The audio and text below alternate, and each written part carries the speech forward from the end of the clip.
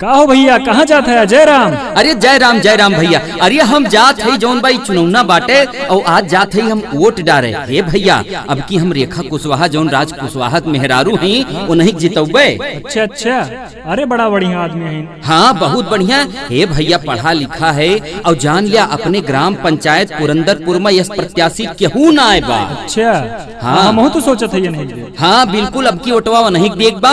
और जान ले भैया, जब केहू के ऊपर कौनो समस्या आवत है, राज कुशवाहा भैया सबके मदद करत है। वही देखा कोरोना आ रहा है।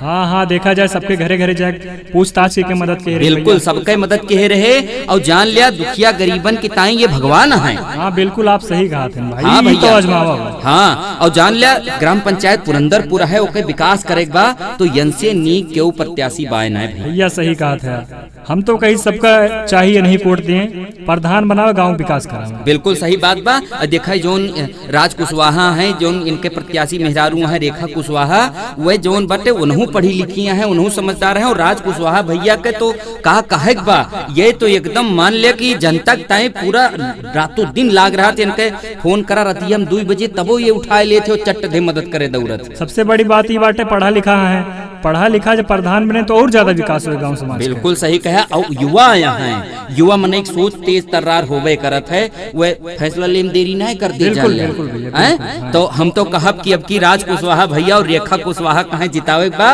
तो इनका काव कहे एक बार राज कुशवाहा भैया जिंदाबाद जिंदाबाद जिंदाबाद जिंदाबाद।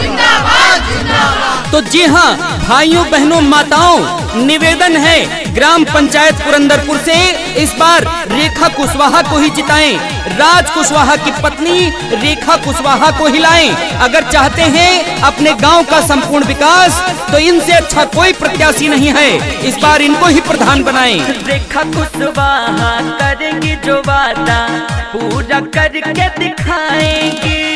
राज कुशवाहा करेंगे जो वादा पूरा करके दिखाएंगे। बन के प्रधान जी भैया दुखियों का दर्द मिटाएंगे। बन के प्रधान जी भैया दुखियों का दर्द मिटाएंगे। रेखा कुशवाहा जो करेंगी वादा पूरा करके दिखाएंगी। ग्राम पंचायत पुरंदरपुर की गली गली चमकाएंगे। बन के प्रधान जी भैया दुखियों का दर्द मिटाएंगे। बनकर प्रधान जी भैया दुखियों का दर्द मिटाएंगे।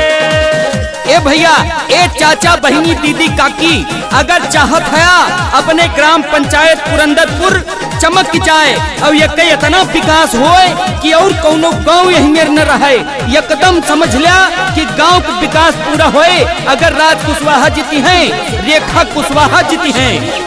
बड़ा हो या छोटा करे सबसे मोहब्बत, राज कुशवाहा पूरी करते जरूरत।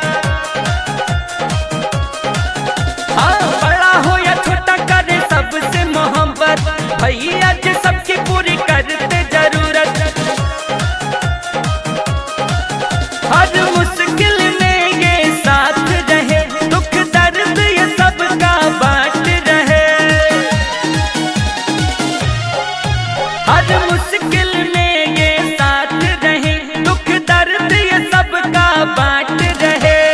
कुछ भी हो अंजाम मगर माला इनको पहनाएंगे। बन के प्रधान जी भैया दुखियों का दर्द मिटाएंगे। राज कुशवाहा अपने दुखियों का दर्द मिटाएंगे।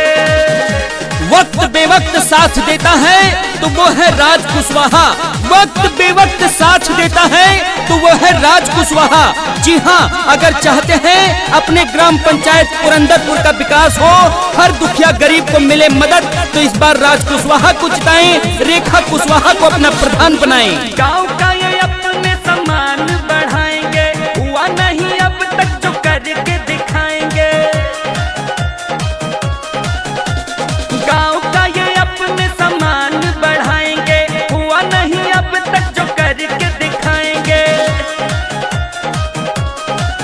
बच्चा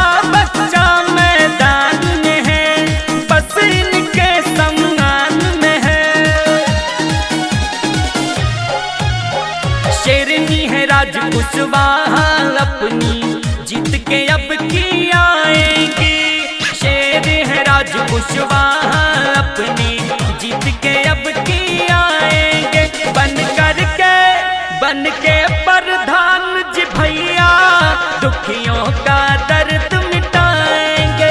बन के प्रधान जी भैया दुखियों का दर्द मिटाएंगे।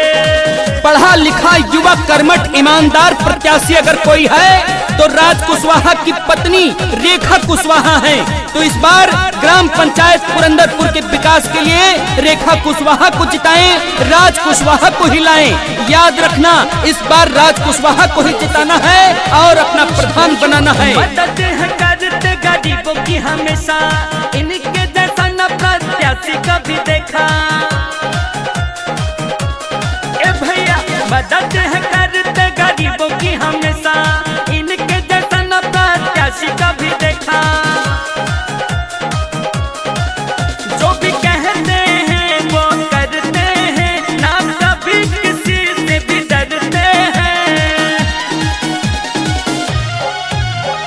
कोई नहीं है टक्कर में ये जीत के अब की आएंगे। कोई नहीं है टक्कर में ये जीत के अब की आएंगे। बन के प्रधान जी भैया दुखियों का कष्ट मिटाएंगे। बन के प्रधान जी भैया दुखियों को न्याय दिलाएंगे। रेखा कुशवाहा करेंगी जो वादा पूरा करके दिखाएंगी। राज कुशवाहा करेंगे जो वादा पूरा करके दिखाएंगे। बन के प्रधान जी भैया दुखियों का दर्द